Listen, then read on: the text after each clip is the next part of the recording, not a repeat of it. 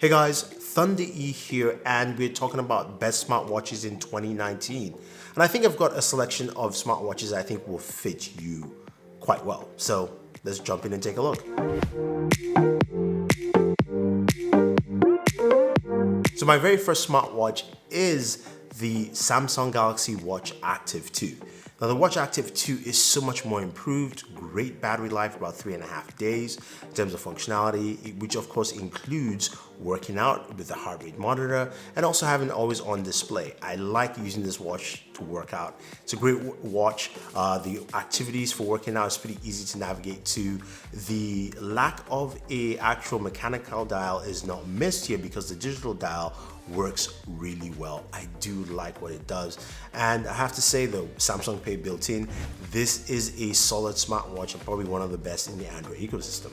Now, a second watch here is the Puma smartwatch.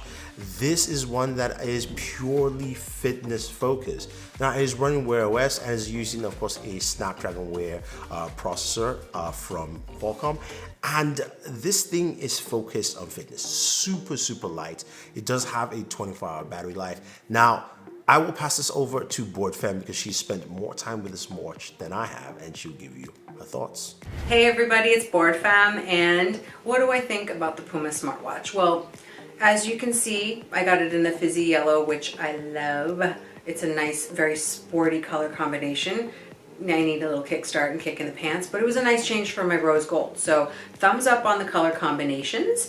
The weight of it is really a differentiating factor because it's very lightweight. So that is probably one of the biggest points, and I did fall asleep with it on last night.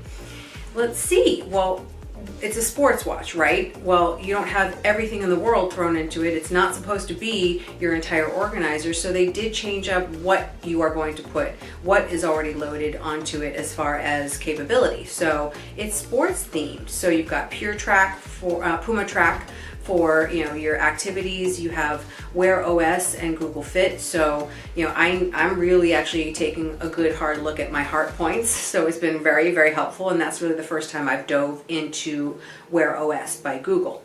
And it's a great price. It's $275, and it's supposed to be ready and available on November 14th. So I think for the holidays it's going to be a great gift idea. So definitely check it out. Thumbs up from Board Femme.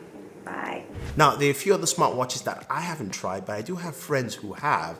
I'm talking about my buddy JV Tech T, of course Jaime from Pocket Now, and Issa to give you their thoughts on a couple of those smartwatches I think you guys should take a look at. The TicWatch Pro 4G LTE edition in this case does have a lot of features that make it a compelling smartwatch, but to be honest, the main reason why I would recommend this watch is because of its battery life. The reason why it has good battery life is because there's a second screen on there. It looks a little bit like an old school Casio watch. It's a layer on top of the actual Wear OS full touchscreen that you can use whenever you need it. Now, let me give you a tip. Use the secondary screen as much as possible. Don't even have the watch come up and wake up when you bring your wrist up or anything like that. If you want to get the best battery life out of it, use the secondary screen as much as possible and only use Wear OS whenever you need to.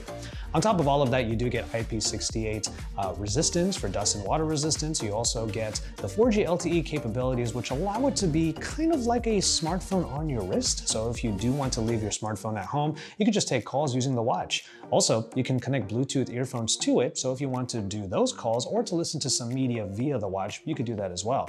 On top of all of that, it's just a really sleek watch, considering everything that it's able to do.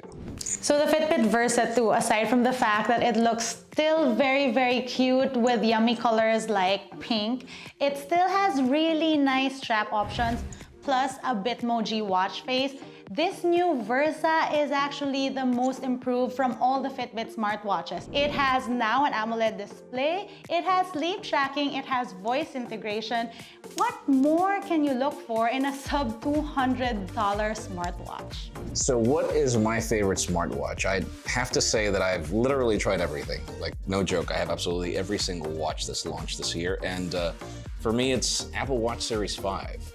It doesn't have the battery life of Series 3, but it has the functionality of Series 4. Sure, you have an always-on display, which sadly only means less battery life. It, I feel, doesn't end the day as Series 4 or 3 did, but still the added functionality is just hard to find. It takes fitness seriously, which I feel that most watches don't necessarily get it right. And by the way, my previous fitness watch was a Garmin Fenix 5, so it's not like if I haven't tried the best of the best. And yet the Apple Watch is that watch where if I want to go start a run, I don't even have to wait for the GPS to lock or anything. It just automatically does it somehow. It always gets it right. If I'm spinning, for example, I don't have to worry about my calorie count not working. It'll probably take it 30 seconds. Then it locks on and continues. And it's just the whole functionality of the watch phases. For example, the fact that the Meridian watch phase and others will give you so much information in just one watch phase. And even if you do have the option to be able to do that on Wear OS, the problem is that these modular smart watch phases are not necessarily as customizable as what you get from the complications on Apple Watch, period. I highly do recommend it. And finally, this last watch is not a traditional smartwatch. This is a hybrid smartwatch from Chronobee. Now, this watch, I've actually been using it since last year. Why I have this on the list is because number one, it has a 2-year battery life. I've been using it for a year plus now, and I haven't needed to change the battery, and it does have some smart functionality as well, being a hybrid smartwatch. Of course, you got that traditional watch look, really nice, super slick, but it also has some really cool functionality. You do have the ability to use the different dial knobs to have different functionality, like activate your camera, the second one to play and pause music or switch tracks if you want to. You also have the ability to, of course, do different things like find the location of, say, your phone or your car using your smartwatch. So those are things that you can actually do with a hybrid smartwatch, giving you 2 years battery life and of course some really slick and smooth designs. So hopefully all these watches are something that you guys can look and pick from this holiday season and say, hey, look, this is a smartwatch for me. Be it, of course, the Puma watch for fitness, the Galaxy Active Watch 2, the Apple Watch, the Fitbit, or even a hybrid smartwatch to keep you nice, slick, and looking nice. I think there's something for everyone. Now I want to thank my friends, JV Tech T, Issa, as well as, of course, Jaime from Pocket Now, and of course, not forgetting Board Fam. Go ahead and check out all their channels. I'll have the links for you guys down below. Thank them for just joining me and helping me with this video. If you have any questions or any comments, let me know. If you want to find out more about any of the smartwatches, I have links for you guys down below. Thank you, and always enjoy your entertainment.